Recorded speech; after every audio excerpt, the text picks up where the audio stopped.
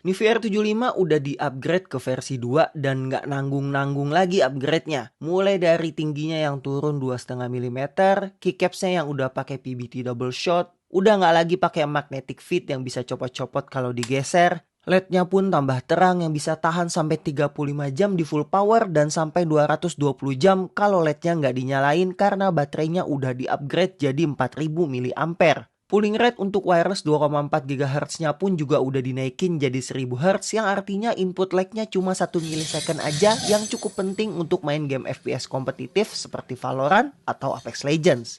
Dan karena udah support VIA, kita juga bisa custom makro dan keybind-nya jadi lebih advance lagi. Dari sisi suaranya juga Nuvia R V2 ini juga jadi lebih baik karena bawaannya udah pakai Poron platform, AXPI switch pads, dan ditambah lagi stabilizernya juga udah pre-loop yang ngebuat suaranya jadi lebih enak dibandingin versi sebelumnya. Hal ini juga didukung dengan tambahan 4 pilihan switch baru yang terinspirasi dari nama-nama bunga yaitu switch Nuvia Aloe, Cowberry, Wisteria, dan juga Moss. Buat yang penasaran sama suaranya, ini dia typing sound testnya.